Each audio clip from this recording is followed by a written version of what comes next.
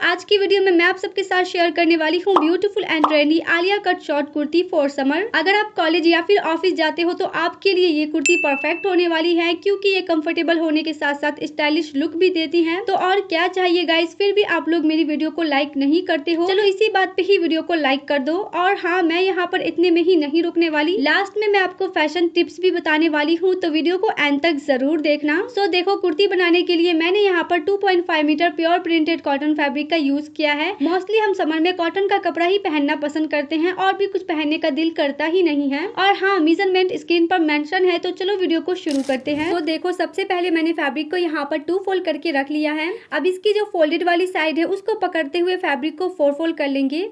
यहाँ पर मेरा फैब्रिक तिरछा है तो स्केल की हेल्प से इसे सीधा कर लेंगे। उसके बाद इंची टेप को यहाँ पर रखते हुए टॉप की लेंथ मेजर करेंगे। मेरी टॉप 14 इंच है, 1 इंच उसमें मार्जिन ऐड करेंगे तो टोटल ये 15 इंच हो जाएगी। तो टॉप की लेंथ के लिए 15 इंच पर मार्क कर लेंगे। उसके बाद दोनों पॉइंट को मिलाते हुए एक सीधी लाइन ड्रॉ कर देंगे। अब इसी मार्किंग पर कट करके एक्स्ट्रा फैब्रिक को साइड कर देंगे। कट करने के बाद यहाँ पर हमारी टॉप की length 15 inch and width 11 inches है। अब शोल्डर के लिए यहाँ पर 7 इंचेस पर निशान लगाएंगे एंड शोल्डर डाउन के लिए मैं यहाँ पर हाफ इंचेस पर निशान लगाऊंगी। इस मार्किंग से नीचे की तरफ आर्म होल के लिए 6.5 इंचेस पर निशान लगाएंगे। अब जितना हमने शोल्डर लिया है नीचे सेम मार्क कर लेंगे। स्केल से दोनों पॉइंट को मिलाते हुए सीधा कर लेना है। नाउ हम चेस्ट मेजरमेंट करेंगे। सो जो भी हमारा चेस्ट मेजरमेंट है उसका हम 1/4 पार्ट लेंगे एंड उसमें 1.5 इंच मार्जिन के लिए ऐड करेंगे। तो यहाँ पर चेस्ट के लिए मैं 10.5 इंचेस पर निशान लगा दूंगी। सेम ऐसे ही वेस्ट का 1/4 पार्ट लेकर उसमें 1.5 इंच मार्जिन के लिए ऐड करेंगे एंड यहाँ पर 9.5 इंचेस पर निशान लगा देंगे।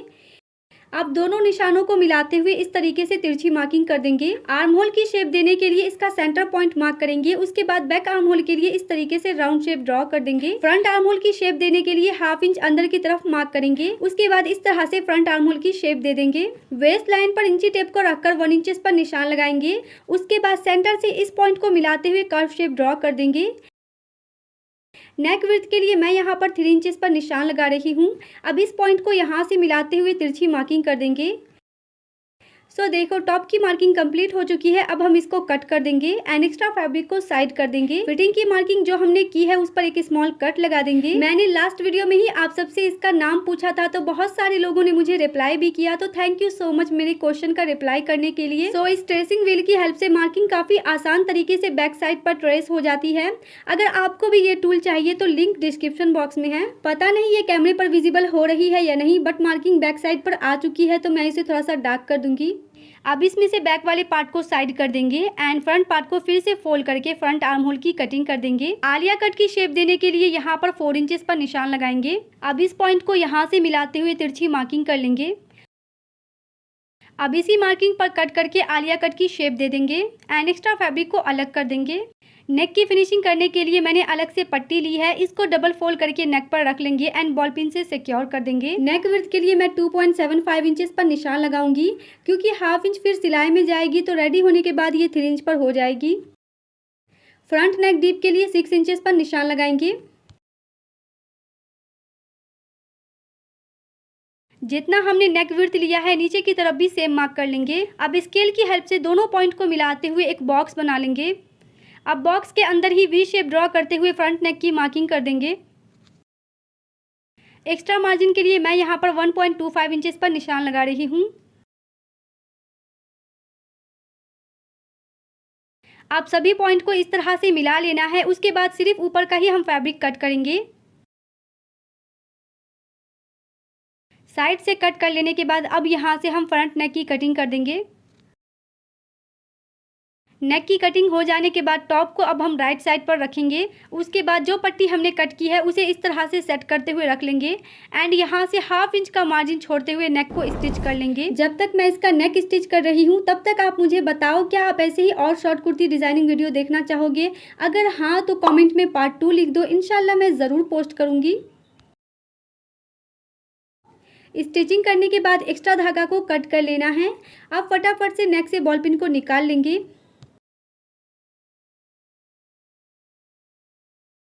उसके बाद नेक के 3 साइड पर इस तरह से एक स्मॉल कट लगा देंगे। ऐसा करने से हमारी नेक की फिनिशिंग अच्छी आती है। आप पट्टी को रॉन्ग साइड पर इस तरह से डबल फोल्ड करके रखेंगे एंड इसके किनारे पर स्टिचिंग कर देंगे। सच्ची बताओ गाइज, मैंने इस पैटर्न में फर्स्ट टाइम नेक कट किया है एंड मुझे थोड़ा सा मुश्किल लग रहा था इसको स्टिच करने में। आप बताओ क्या आपने इस टाइप का नेक स्टिच किया है कभी? आई मीन बिना यूजिंग पेपर के। मैं तो ये फर्स्ट टाइम कर रही हूँ। कटिंग करते टाइम मैं थोड़ा डर भी रही थी कि पता नहीं नेक की फिनिशिंग अच्छी आएगी भी या नहीं, पर आप खुद ही देख सकते हो ये कितनी फिनिशिंग के साथ बनी है। अब बैक वाले पार्ट की फिनिशिंग करने के लिए मैंने अगेन पट्टी को डबल फोल्ड करके नेक पर रख लिया है। इसे बॉल पिन से सिक्योर कर लेंगे। नेक डीप के लिए 2.75 इंचेस पर निशान लगाएंगे। उसके बाद बैक नेक डीप के लिए 4 इंचेस पर। आप चाहो तो इससे ज्यादा भी रख सकते हो। अब जितना हमने ऊपर की तरफ लिया है उतना ही नीचे मार्क कर देंगे, यानी कि 2.75 इंच। अब इन दोनों पॉइंट को मिलाते हुए इस तरह से एक बॉक्स बना लेंगे एंड इसमें राउंड शेप की मार्किंग कर देंगे। एक्स्ट्रा मार्जिन के लिए बैक पार्ट में भी हम 1.25 इंच ही लेंगे। सभी पॉइंट को मिला लेने के बाद इस साइड से हम सिर्फ ऊपर का ही फैब्रिक कट करेंगे। उसके बाद यहाँ से दोनों पार्ट को पकड़ते हुए बैक नेक की कटिंग कर देंगे।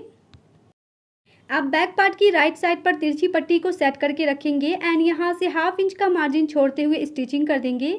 स्टिचिंग करने के बाद नेक पर मैंने इस तरीके से छोटे छोटे स्मॉल कट लगा दिए थे। अब पट्टी को रॉन्ग साइड पर डबल फोल्ड करके इसके किनारे से स्टिचिंग कर देंगे। सो देखो यहाँ पर बैक पार्ट रेडी हो चुकी है। टॉप स्टिच करने के बाद अब हम फिर से फैब्रिक को डबल फोल्ड करके बिछा लेंगे। फैब्रिक को मैंने लंबाई में फोल्ड किया है। अब यहाँ से 14 इंच टॉप माइनस करते हुए बॉटम की लेंथ के लिए 19 इंच पे मार्क करेंगे एंड 1.5 इंच एक्स्ट्रा मार्जिन के लिए मार्क करेंगे। अब इस वाली पॉइंट को पकड़ते हुए फैब्रिक को इस तरह से 4 फोल्ड करके रख लेना है। यहाँ से बैक पार्ट की लेंथ 20.5 इंच है। फ्रंट वाले पार्ट में हम आलिया कट की शेप देने वाले हैं, तो जितना हमने टॉप में लिया है उतना ही यहाँ पर 4 इंचेस पर मार्किंग करेंगे। अब इस पॉइंट को बैक पार्ट की लेंथ से मिलाते हुए तिरछी मार्किंग कर देंगे। उसके बाद इस मार्किंग पर कटिंग कर देंगे। यहाँ से भी फैब्रिक फोल्ड है तो इसको भी कट करके अलग कर लेंगे। सो आप यहाँ पर देख सकते हो ये हमारा फ्रंट का पैनल है एंड ये बैक का पैनल। तो बैक पैनल को अभी हम साइड कर देंगे और पहले फ्रंट वाले पार्ट में गैदरिंग बनाएंगे। सो हाफ इंच की गैप पर जो भी आपकी मशीन में सबसे बड़ी वाली सिलाई है वो यहाँ पर लगा देंगे।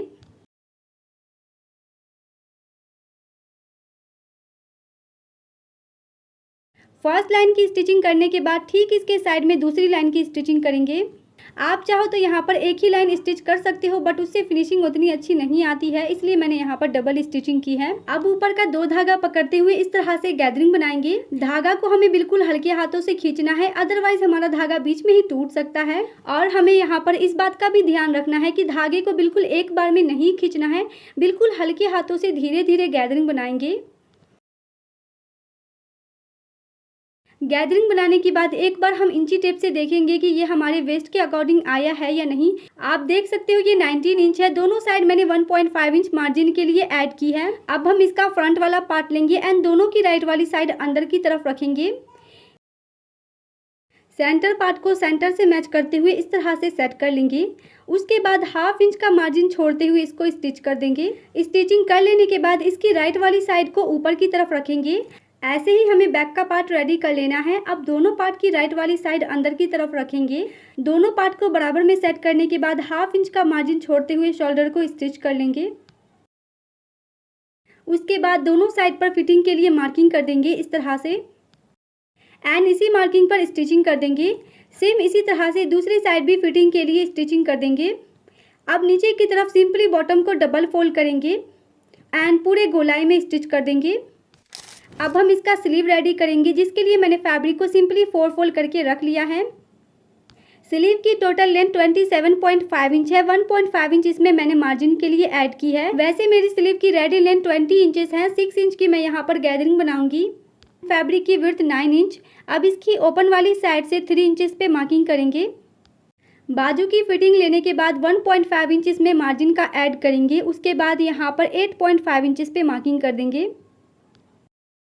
नीचे भी सेम ऐसे ही पहले हम फिटिंग के लिए लेंगे। उसके बाद 1.5 इंच मार्जिन ऐड करके यहाँ पर 6 इंचेस पे मार्किंग करेंगे। अब स्केल से पहले फिटिंग की मार्किंग करेंगे, देन उसके बाद यहाँ पर कटिंग की मार्किंग कर देंगे। अब इसकी फोल्डेड वाली साइड पर 2.75 इंचेस पे मार्किंग करेंगे एंड यहाँ से स्लीव के लिए कर्व शेप ड्रॉ कर देंगे। आर्म होल के लिए 1/2 इंच अंदर की तरफ दबाव देते हुए मार्क करेंगे। स्लीव की मार्किंग कंप्लीट होने के बाद बाहर वाली मार्किंग पर कट करके एक्स्ट्रा फैब्रिक को अलग कर लेंगे। हमने जो फिटिंग की मार्किंग की थी दोनों साइड पर स्मॉल कट लगा देंगे। स्लीव को ओपन करके यहाँ से फ्रंट आर्म होल की कटिंग कर देंगे। कटिंग करने के बाद स्लीव के एक पार्ट को साइड कर देंगे एंड इस वाली स्लीव को रॉन्ग साइड पर टर्न करके सिंपली यहाँ से डबल फोल्ड करेंगे एंड इस पर स्टिचिंग कर देंगे। ऐसे ही मैंने दोनों ही स्लीव रेडी कर ली है, साथ ही साथ मैंने साइड की भी फिटिंग लगा दी है। अब दोनों स्लीव को हम कुर्ती के साथ अटैच करेंगे। फर्स्ट स्लीव को लेकर यहाँ पर हमें दोनों का फ्रंट आर्म होल चेक कर लेना है। उसके बाद स्लीव को अंदर की साइड से लगाएंगे। दोनों को बराबर में पकड़ने के बाद पूरे सर्कल में 1/2 इंच का मार्जिन छोड़ते हुए स्टिच कर देंगे। ऐसे ही हमें सेकेंड स्लीव्स को भी स्टिच कर लेना है। यहाँ पर हमारी शॉर्ट कुर्ती बनकर रेडी है। अब इसके साथ ऐसा क्या पहने जो स्टाइलिश लुक भी दे और थोड़ा ट्रेंडी भी हो। डोंट वरी, मेरे पास इसका भी सॉल्यूशन है। वैसे तो शॉर्ट कुर्ती के साथ सभी जीन्स अच्छी लगती है, यही सोचकर मैंने इसके साथ वाइड लेग जीन्स लिया था, वो भी ब्लैक कलर में। अब इस पर कौन सा कलर सबसे ज्यादा अच्छा लगेगा तो ब्लू, व्हाइट एंड ब्लैक, इसमें से आप कोई भी कलर ले सकते हो। और हाँ, शॉर्ट कुर्ती के साथ आप सिल्वर ऑक्सीडाइज ज्वेलरी पहन सकते हो, काफी सही लगती है। अगर आपको इस वीडियो में किसी भी चीज का लिंक चाहिए तो डिस्क्रिप्शन बॉक्स में है। ऑक्सीडाइज ज्वेलरी के साथ अगर आप सिंपल कुर्ती भी पहनते हो तो वो नेक्स्ट लेवल पर चला जाता है। सो या आज की इस वीडियो में बस इतना ही। यहाँ तक अगर आप लोग पहुँच गए हो तो वीडियो को लाइक करके ही जाना। और हाँ, चैनल पर नए हो तो चैनल को सब्सक्राइब करके बेल आइकन जरूर प्रेस कर लेना, इससे मेरी अपकमिंग वीडियोस की नोटिफिकेशन सबसे पहले आप तक पहुंचेगी। साथ ही साथ इस वीडियो को अपने दोस्तों के साथ जरूर शेयर करना ताकि वो भी इस समर इस ब्यूटीफुल कुर्ती को डिजाइन कर सके। मैं मिलती हूँ आप सबसे नेक्स्ट वीडियो में। अगर आप ऐसे ही और कुर्ती डिजाइनिंग वीडियो देखना चाहते हो तो मेरा ऊपर वाला प्लेलिस्ट चेक करो, और अगर आप राउंड कॉलर कुर्ती को डिटेल में सीखना चाहते हो तो मेरी नीचे वाली वीडियो पर क्लिक करो। Thanks for watching this video. Bye.